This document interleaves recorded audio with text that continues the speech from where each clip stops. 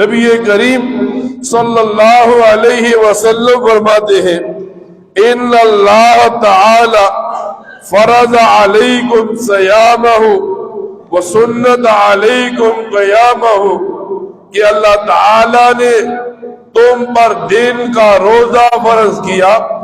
اور میں نبی کریم صلی اللہ علیہ وسلم نے تمہارے لیے رات کا قیام یعنی تراویح کا سنت جاری کیا۔ اور رمضان آیا، رمضان میں مسلمان سے دو تقاضے ہیں، رات کو 20 رکعت تراویح پڑھے، دن کو روزہ رکھے، یہ اللہ اور اللہ کے رسول کا بتایا ہوا حکم ہے۔ لیکن جیسے ہی رمضان آتا ہے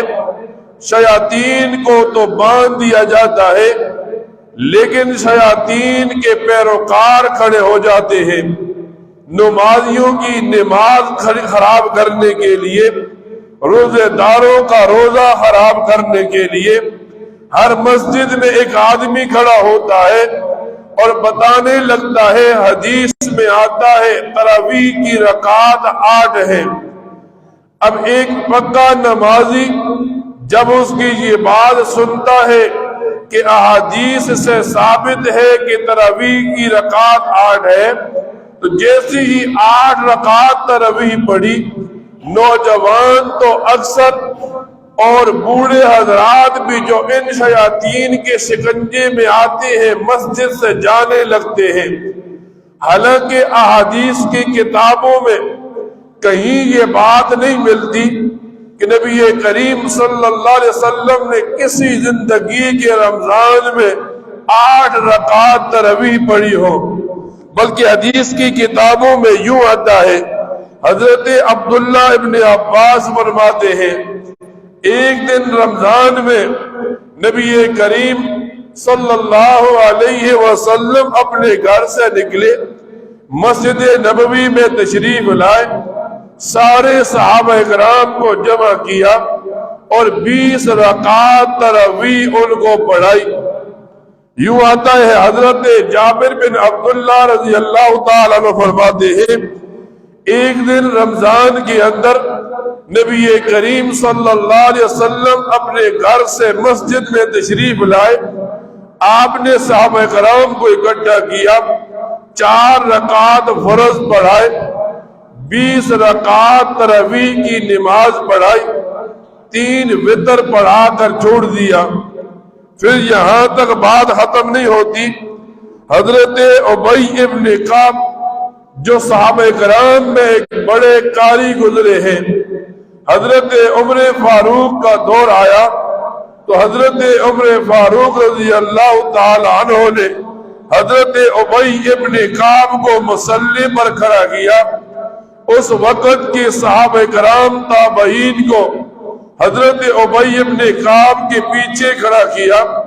اور حضرت عمر فاروق نے حکم دیا کہ 20 رکعت تراویح ان صحابہ کرام کو پڑھاؤ جس میں قرآن کریم کا ختم کرو۔ پھر جب حضرت علی المرتضی رضی اللہ تعالی عنہ کا دور آیا، پھر حضرت علی المرتضی نے تمام صحابہ کرام تابعین کو ایک مسجد میں اکٹھا کیا، ایک قاری کو حکم دیا ان لوگوں کو 4 فرض پڑھاؤ، 20 رکعت تراویح پڑھاؤ، 3 وتر پڑھاؤ۔ اب یہ جب نبی کریم صلی اللہ علیہ وسلم سے ثابت ہو گیا، آپ کے صحابہ اکرام سے ثابت ہو گیا، تو نبی کریم صلی اللہ علیہ وسلم کا فرمان ہے میرا عمل اور میرے خلفائے راشدین کا عمل یہ سنت ہے۔ تو اگر آج ایک خناس قسم کا آدمی جو روزہ اور تراویح خراب کرنے کے لیے کھڑا ہو تو اسے بتانا ہے نبی کریم صلی اللہ علیہ وسلم کی زندگی سے 20 رکعت تراویح ثابت ہے، آپ کے خلفاء کی زندگی میں 20 رکعت تراویح ثابت ہے۔ پھر جب یہ رمضان کا مہینہ ایک مسلمان کو دیا گیا تو مسلمان کو بتایا گیا جس نے ایمان کے ساتھ اخلاص کے ساتھ رات کو تراویح پڑھی، دن کو اس مسلمان نے روزہ رکھا، یہ آدمی رمضان کے اختتام پر گناہوں سے ایسے پاک ہو جاتا ہے جیسے اس کی ماں نے اسے گناہوں سے پاک جنا تھا۔ اب جب